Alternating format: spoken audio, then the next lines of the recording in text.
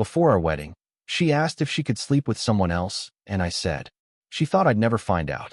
But when I found out what she let him do, bruh. I remember the exact moment everything changed. It was a Tuesday, cold outside. Our apartment was warm, lights low, some half-watched documentary playing in the background. The scent of chamomile and vanilla drifted from her tea, mixing with the faint trace of her perfume on the couch cushions. She was sitting cross-legged, wearing my hoodie, the gray one with the frayed sleeves. And then she looked up from her mug and said the words that would change everything. "Can I ask you something?" I looked over from the laptop on my knees. "Sure." She hesitated, and I felt it. "It's gonna sound crazy," she said, with a nervous laugh. "But I've been thinking about something." I set the laptop aside. "Okay, you know I love you, right?" Red flag number 1. I nodded. "Of course. And I want to spend the rest of my life with you." "I mean that." Red flag number 2. "But we're getting married in 4 months, and it just hit me the other night. You're the only guy I've ever been with." I felt a tightness in my chest. Still, I stayed silent. She looked down at her tea, swirling it slowly. "I don't regret that," she added quickly. "You've been everything to me. My best friend, my rock, my safe place." Red flag number 3. She took a breath. "But I think part of me is scared. Scared that I'll never know what else is out there." My mouth was dry. My heartbeat had slowed. "I'm not saying I want anything serious," she continued. "Not a relationship. Just one experience. One time. With someone else. So I can say I've lived. And then it's done. We move forward." I said nothing. Not because I didn't have thoughts, but because I had too many. She reached for my hand. "Steve, I wouldn't even tell you when it happens. It wouldn't change how I feel. You're the one I want to marry. I just need to get this out of my system before I can truly commit." She smiled, as if expecting me to understand. I nodded, and I said yes, because I wanted her to believe I was okay with it. But something broke inside me that night. Later, when she was asleep beside me, I stared at the ceiling in the dark. There was no anger, no shouting, no accusations. I didn't even feel heartbreak. Just emptiness. A hollow awareness that the woman I loved, the woman I was building a life with, had placed the idea of sleeping with someone else into the category of necessary experience. And I started to wonder, had she already chosen someone? I found out the answer a week later. She came home late on a Friday, said she was at her sister's. I didn't ask questions, but the next morning, as she showered, I saw the notification light up on her smartwatch. "George, last night was incredible. You drive me crazy. When can I see you again?" Just a name. No last name. No photo. And I knew, deep in my gut, that her one-time request had already come and gone. She had already crossed the line, long before she asked for permission. She came out of the bathroom humming. Hair damp. Skin glowing. She kissed me on the forehead and asked if I wanted pancakes. I said yes, but I'd already started making plans. First, I needed to know who George was, what kind of man she chose, and why she thought I wouldn't notice. You can learn a lot about a man from the way he thinks no one's watching. George wasn't hiding. He just didn't think I existed. I spent the next 3 days pretending everything was normal. Rachel smiled a little brighter. She was sweeter. She thought she'd gotten away with it. And in a way, she had. Because I hadn't confronted her. I hadn't raged. I hadn't accused. I had just nodded, which made her careless. I started with the basics. Her phone, of course, was locked, and she always kept it face down now. But her smartwatch was another story. It synced everything, even deleted texts. I stayed up late one night and went through the message previews. "George, next Thursday, same hotel. George, can't stop thinking about your legs in that red dress. George, does he suspect anything? You're a hell of an actress if not." That one nearly made me laugh. No, George. She wasn't an actress. I found George on Instagram. Tattoos. Shirtless gym selfies. Bartender by day, self-proclaimed fitness coach by night. I went through his feed and nestled in between the videos of protein shakes and pull-ups was a picture of Rachel. Blurry, taken from behind. In a mirror. Her hair up. Wearing a dress I'd never seen. His caption, "Red is dangerous." But I liked danger. I saved the post for later. His place was a studio apartment above a pawn shop. I drove by twice that week. Didn't stop. Just parked and watched. The second time, I saw her car. It was a Tuesday night. She'd said she was going to Aaron's, her college friend. But there her car was. Parked outside George's building. I waited. Watch before she came out. Messy hair. Hoodie zipped up. Head down. He followed her to the car, kissed her like they were in a music video, grabbed her by the waist. She giggled, then drove away. I didn't follow her. I followed him. He went back upstairs. Alone. I waited 20 minutes. Then I walked up and knocked. He opened the door shirtless, holding a beer. Yeah. You, George? He looked me up and down. Who's asking? Steve, I said. Rachel's fiancé. He froze. Just blinked, slowly. Then he stepped aside. You want to come in or punch me in the hallway? I walked past him. Inside smelled exactly how I expected. Sweat. Bourbon. A candle trying and failing to cover both. He handed me a beer. I didn't take it. He sat down on a torn leather couch. I stayed standing. I didn't know, he said eventually. I nodded. Sure. I mean it. I figured you were an ex or something. She never talked about you. That's so. Yeah. She said she was getting out of something toxic. Wanted to feel alive again. Toxic. That word hit harder than anything else. Not cheater. Not betrayal. Toxic. Like I was the villain in the story she told him. I turned, walked toward his fridge, opened it. Protein shakes. Cheap beer. Leftover pizza. Why are you here? He asked. I turned to face him. I'm not here to fight, I said. Fighting would make you think we're equals. He frowned. Then what? I want you to understand something. I took a deep breath. She asked me for permission to sleep with someone else. Just once. Before we got married. He tilted his head. You play some strange games, to be honest. She made you think you were the escape. But she was using you. The same way she used me. I walked to the door. And George, you didn't steal her. He raised an eyebrow. She gave herself away, I said. To the lowest bidder. Then I left. That night, I sent a message from a burner account to his bar's management with attached screenshots of his inappropriate relationships with customers. Then I flagged half his Instagram posts as sexually explicit. The next morning, I started a whisper campaign online. Just enough noise on the right forums, the right Facebook groups. By Friday, George had been put on unpaid leave. By the following week, I heard from a mutual friend that he was no longer working.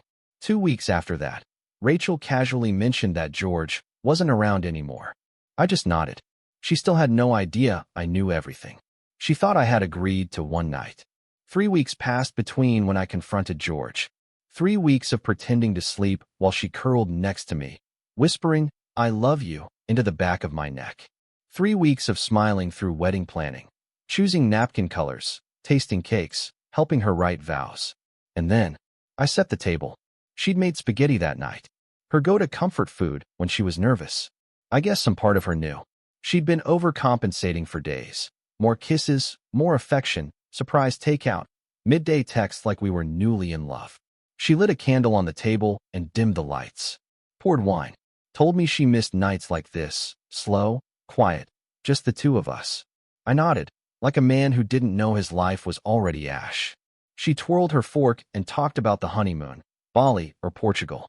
Something tropical, something warm. Somewhere we could start fresh. Then I set my fork down. I know, I said. She paused mid-chew. Know what? Then I met her eyes. About George. She swallowed, hard, then laughed, nervously. What are you talking about? Don't lie, I said. Not harsh, not loud. The color drained from her face. I thought we agreed that it would be one time. I leaned back. We did. She looked away. Steve, I didn't mean to fall into it. I thought if I just scratched the itch, it would go away. And did it? Tears welled in her eyes. I don't know. That was all I needed to hear. I told you the truth, she whispered. You're the one who said it was okay. I nodded. I also told you I loved you. Guess we both lied. She flinched. I stood up and walked to another room. Let her sit in the weight of her choices. When I came back, she was crying silently, staring down at her untouched food. I didn't plan for it to be George, she said. He was just there, and I needed to feel something. I thought I'd hate it. I didn't. There it was. She had chosen the feeling over the future. I broke it off, she added. I haven't seen him in weeks. I know, I said. She looked at me, eyes wide. You do? I nodded. He's out of work. Moved out. Probably wonders where it all went wrong. She froze. She started. You did that. I didn't answer. Her voice was barely a whisper. Why didn't you just leave? Because, I said, you didn't just cheat on me. You played me. She buried her face in her hands. I thought if we just moved forward, she choked. If we just kept planning the wedding, you'd bury it, I finished. And I'd never know. She said nothing. You didn't feel guilty. You felt clever. That one hit her like a punch to the chest. She got up slowly, walked to the sink, clutching the edge like the world was tilting. I still want to marry you, she whispered. I laughed, once sharp and sad. Why? Because I love you. No, I said. You love the way I love you. And now that you might lose it, that's what hurts. We stood there in the dark for a long time. She crying. Me stone silent. Go to bed, I said. We'll talk tomorrow. She tried to hold me that night. I let her pretend. But inside, I had already stepped out of the relationship.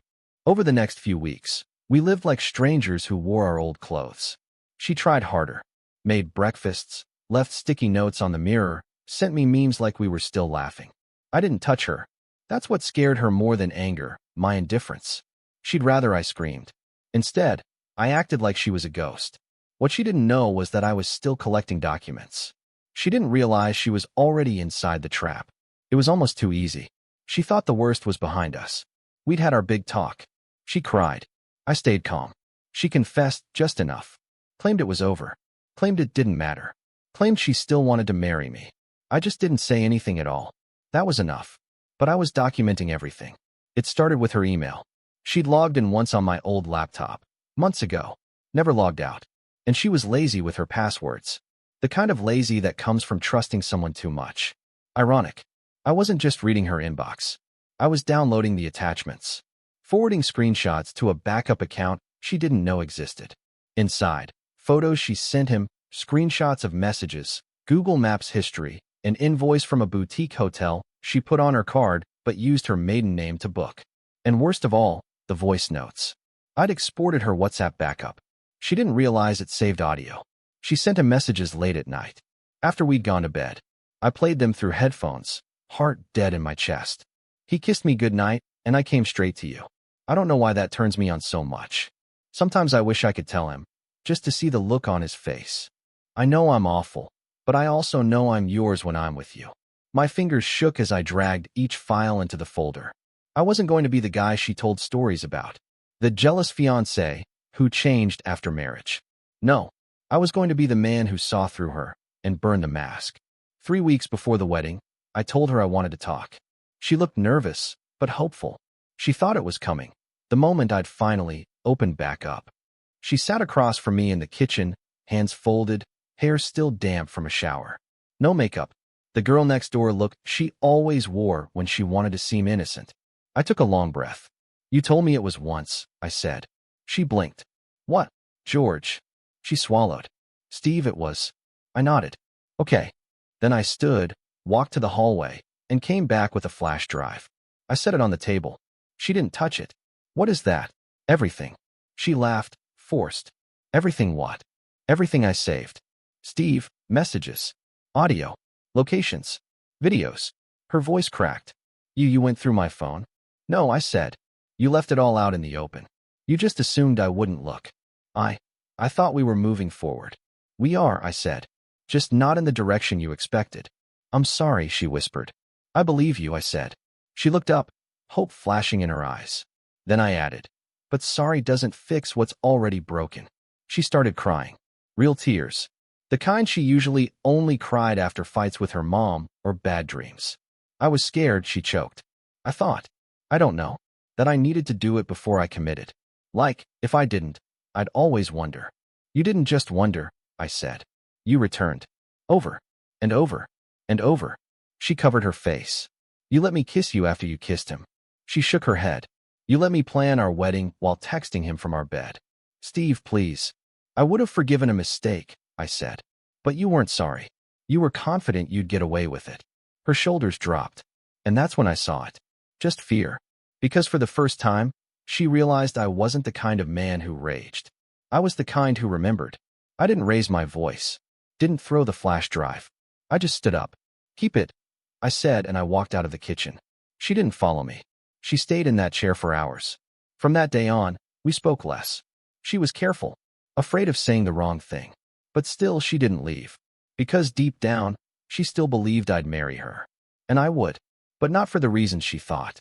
3 days after I handed Rachel the flash drive, she came into the bedroom in tears. She stood in the doorway, clutching the flash drive in her hand. I listened to everything, she said softly. I sat on the edge of the bed and looked at her. She seemed smaller, or maybe just finally exposed, stripped of the control she thought she had. Okay, I said. She swallowed hard. I know I don't deserve you. You don't. Her shoulders sagged. But I want to make this right. I'll do anything. Cancel the wedding, go to counseling, give you space. We're not canceling the wedding. She blinked. What? I stood up, walked past her into the hallway. We've already paid the venue. Deposits are done. Your parents would be humiliated. Let's not make a scene. She followed me. You still want to marry me? I turned to face her. Don't you? She nodded too quickly. Of course. I still love you. I smiled gently. I know. She cried harder. But she didn't realize what was really happening. Because that's the thing about liars. They never expect to be outplayed. The next few weeks were a masterclass in performance. She bent over backwards, made me coffee every morning like we were newly in love. Her friends reached out, concerned, confused, but she told them everything was fine. And to her credit, she played her role well. But I played mine better. The wedding day came. The sun was too bright. The sky too blue. Everything felt ironic. I watched her step into her dress, the one we picked together 8 months before. Back when I believed in her. Back when she hadn't burned it all to the ground. It still fit. Of course it did. She looked beautiful, hair done up in soft curls, a veil pinned delicately, eyes rimmed with hope. You look perfect, I told her. She cried. Happy tears, this time. I can't believe you're still here, she whispered. I told you, I said. We're in this together. And in that moment, she believed me. Because she needed to. We stood before friends and family, exchanging vows written months ago. She read hers shakily, pausing between each line. I read mine clearly, calmly, looking her in the eyes the entire time. Every sentence was a promise. Every promise was a lie. We kissed. Everyone clapped. Cameras flashed. She held my hand, and I held hers like it was the match I'd used to burn everything down. The reception was a blur of music, speeches, champagne. She danced like she meant it, laughed like she believed in tomorrow. And every time she looked at me, I smiled back. Because for her, the nightmare was over. For me, it had just begun. The next morning, we boarded a flight for the honeymoon. 10 days in the Maldives. White sand, blue water, luxury. She posted selfies by the infinity pool, tagging me, captioning things like, married my best man, and forever starts now. I liked every post, replied with heart emojis. But while she sipped cocktails and got spa treatments, I was texting someone else. Elliot, an old friend from college. Lawyer. Shark in a 3-piece suit. Owed me a favor. I sent him a message. Need to move fast. Joint finances. She'll sign anything if I make it romantic. His reply was instant. Send me the details. Let's build something she won't even see. That night, I poured us wine in the villa. I was thinking, I said, maybe we start looking for a house. Our place is nice, but it's small. Temporary. Her eyes lit up. Really? Yeah, I said. Somewhere near the lake. Big kitchen. Space for a dog. She laughed. You hate dogs. Maybe I'm changing. She kissed me like I was hers again. And I let her. 2 days later, she signed a stack of documents I presented over dinner.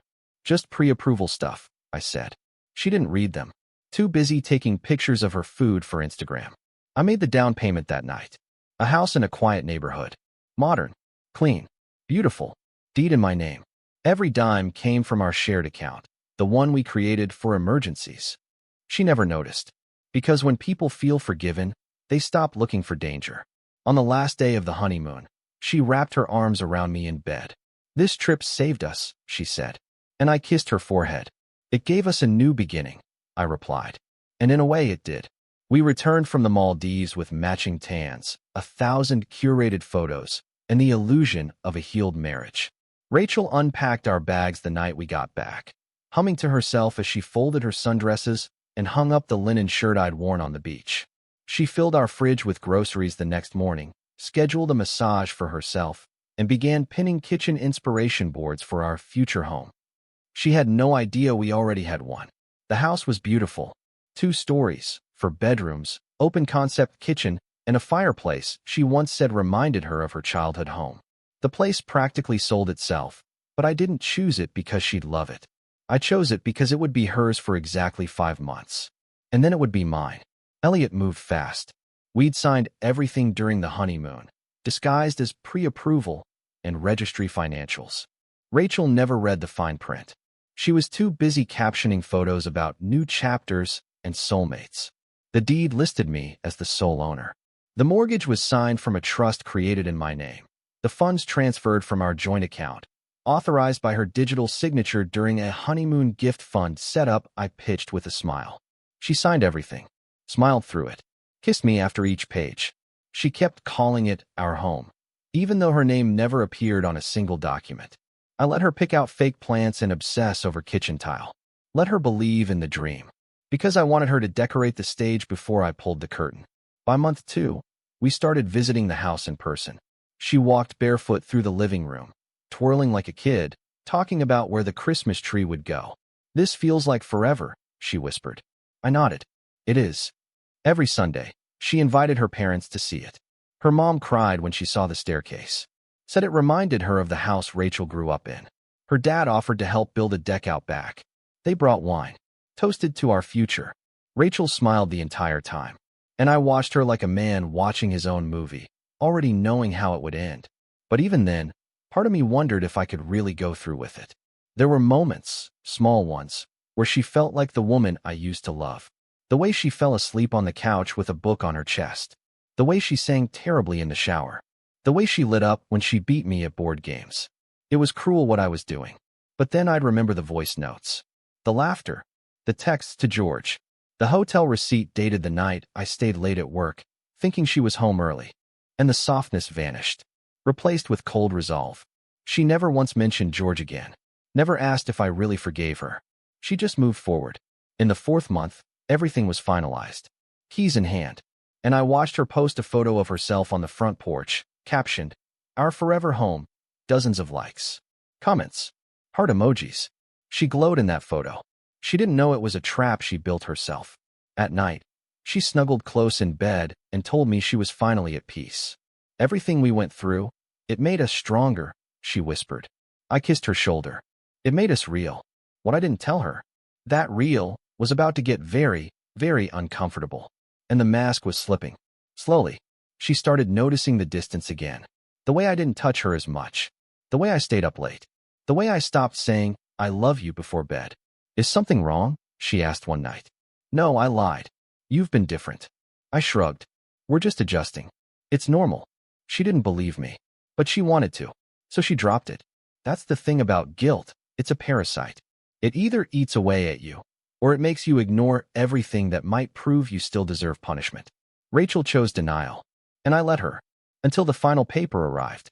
The title deed, my name, no footnote, no co-owner. Signed, stamped, filed. The house was mine, completely. I poured a glass of scotch and sat on the back porch that night, staring at the lawn she said would be perfect for a garden. I sipped and waited. To her, we were living the dream. Newlyweds. A beautiful home. Engagement photos framed on the walls. Wedding gifts still in boxes. She still smiled when she kissed me good morning. Still danced barefoot in the kitchen. Still wore my t-shirts to bed and curled against my chest at night like I was her shelter. And I let her. But I was already filing the divorce papers. She sent the invites, ordered the food, picked the playlist. She made charcuterie boards shaped like hearts and spelled out "Home Sweet Home" in white chocolate across cupcakes. Her parents came. Mine didn't. They thought we were happy. They hugged her like a daughter. And all the while I watched. "Don't you think this is everything we dreamed of?" Rachel asked that night, curling into me as the last guests left. "Almost," I said. She looked up. "Almost." I kissed her forehead. "Just missing a dog." She laughed. She didn't see the way my jaw tightened. That week, I moved my most valuable possessions into a private storage unit. She never noticed. Why would she? She was too busy planning holidays and asking about nursery colors, just in case. Elliot, my lawyer friend, called me on a Wednesday. "It's done," he said. "She'll be served within the month." "Make sure it's clean," I replied. "I don't want drama. She's gonna lose it." "I know." He hesitated. "You sure you want to do this, Steve?" I looked out at the lawn, her future garden. I've never been more sure of anything in my life. 2 weeks passed. Rachel started getting suspicious. She asked more questions. You've been distant again. I'm just tired. Did I do something? No, do you still love me? I kissed her. She smiled, but her eyes didn't believe it. She tried again. New lingerie, breakfast in bed, date night at the restaurant where we first met. I played along. Then came the envelope. She found it on the kitchen counter, sealed with her name. Inside, a single sheet of paper. Notice of dissolution of marriage. Her scream cracked through the walls. Steve. I walked in from the garage, wiping grease from my hands. She was standing there, shaking, paper trembling in her fingers. What is this? I didn't answer right away. Just walked past her and poured a glass of water. Steve. I turned. Calm. Steady. I'd rehearsed this moment 100 times. It's divorce paperwork. Her lip quivered. Why? I raised an eyebrow. You really don't know? Her voice collapsed into a whisper. I thought we were okay. I thought we were fixing it. No, I said. You thought I forgot. She took a step forward. But we got married. We did. We bought a house. I did. That one hit her like a slap. What does that mean? I took a folded paper from my back pocket. The deed. She opened it with trembling hands. Her name wasn't there. Only mine. Her mouth opened. Then closed. Then opened again. I don't understand. Yes, you do. Tears welled up in her eyes. You tricked me. No, I said. You signed. I just made it easy for you not to read. You used me, she whispered. I stared at her. You used me first. She collapsed onto a stool, covering her face. You planned this, she said, her voice muffled by her hands. From the moment you came back smelling like his cologne. She looked up. I thought we moved past it. You moved past it. I went forward. She stood suddenly, fury replacing sorrow. I'll take this to court. I shrugged. Go ahead. I'll get half. No, Rachel. You won't. I reached into a drawer and pulled out a manila envelope. Dropped it in front of her. She hesitated. What's that? Everything. She slowly opened it. Inside, screenshots, printed messages, audio transcripts, photos, timestamps, George's name, George's face. The same I'd shown her months ago, but now compiled, documented, notarized. She paled. You wouldn't. Your parents still don't know, right? She staggered back like she'd been hit. You'd ruin me? No, I said. You already did that to yourself. I'd just let them see it. She dropped the envelope. Her hands shook. No court, I said. No drama. Sign the paperwork. Walk away. She stared at me like she didn't recognize who I was anymore. And maybe she didn't. Because I'd buried the man she married the moment she gave herself to George. I still love you, she said weakly. I smiled. No. You love the version of me who didn't know who you were. She broke. Collapsed into a chair. Sobbing. I let her cry. Then I turned and walked out the door. She didn't sign the papers the next day. For a while, she did nothing at all. I gave her time. She tried to reach out again. Please talk to me. We can still fix this. Don't throw everything away over a mistake I regret. You were my future. I didn't reply. Then came the inevitable. Her mother called. Sweet, concerned voice. Asking if everything was all right. Rachel hadn't said anything directly, just mentioned I'd been distant. I told her calmly that things weren't working out. She asked if it was sudden. No, I said. It's just been a long time coming. She didn't pry. 3 days later, the envelope came back. Signed. No notes. No apology. Just her signature, slightly smudged. Like she'd been crying when she wrote it. I stared at that signature for a long time. Not with satisfaction. It was done. We weren't married anymore. Rachel hadn't told them anything. Which worked just fine for me. Because I still had the envelope. She reached out one last time. This time by voice message. Her voice was hoarse. Exhausted. Like she hadn't slept in days. You win, Steve. I hope that makes you feel better. I'm empty now. You made me believe we had a second chance. And maybe that's worse than just leaving. But I guess you were never as kind as I thought. That last line stuck with me. You were never as kind as I thought. No, I was kind. Too kind. Until I learned that kindness can be turned into a noose when placed in the wrong hands. A week passed. The house was quiet now. No perfume in the air. No Rachel. She didn't fight for the house. Didn't show up to court. Didn't try to take anything but the clothes she left with. Why? Because she knew what was in the envelope. One drop of that poison into her family, her workplace, her social circle, and the carefully curated image she wore like armor would dissolve in seconds. So she did the only thing she could. She disappeared. I stood in the center of the living room one night, wine glass in hand, the ring box on the coffee table in front of me. That symbol of forever that lasted less than a year. I picked it up, turned it over in my palm, then put it back down. A knock came at the door that night. I opened it. Rachel's mother stood there, confused, with an envelope in her hand. It was postmarked from a different city. From Rachel. She handed it to me. She said it was for you. I nodded, took it, closed the door, opened it in silence. Inside, a single letter. Neat handwriting. Tear-stained edges. I know now that I didn't love you the right way. I thought love was safety. But I see now, love is knowing you can break someone and choosing not to. There was no name at the end. Just the date. The anniversary of the day she first met George. I folded the letter, burned it, went to bed, and for the first time in months, I slept without dreaming of her face. It had been almost 2 months since the divorce was finalized when she texted me again. Just one line. Can we talk? No context. No greeting. No apology. Just that familiar, haunting attempt to reopen a door she thought I hadn't already bricked shut from the inside. I didn't answer. Not because I didn't know what to say, but because she already knew what I would say if I did. A few hours later, she sent another. Please. And another the next day. I need to explain. Just once. Then I'll leave you alone. And part of me wanted to know what she could possibly say that hadn't already been dragged into the light. But a bigger part of me, the part that remembered what she did, how she lied, how she kissed me after crawling out of George's bed, knew better. Still, I replied. Just once. You have 5 minutes. Then we're done. She called me almost immediately. Her voice cracked the second I answered. Steve, silence. I waited. I've been trying to be okay. I really have. I moved out of the city. I deleted everything. I cut her off. What do you want, Rachel? She hesitated. I guess closure. Closure. I repeated. You got closure when I walked out with everything you tried to keep. She didn't argue. Just a long, trembling breath. I don't know who I am anymore. You're the same person you were the night you asked for one experience and expected me to live with it. It was a mistake, she whispered. I sighed. You said that before, but then you made it again. And again. I didn't mean to. You didn't care to stop. She was silent. I could hear her crying softly. I lost you, she said finally. And I deserve it. I know that. I didn't answer. Just, please don't hate me. I let the silence stretch. Then I said, I don't hate you. She let out a soft sob. Relief, maybe. But don't mistake that for forgiveness.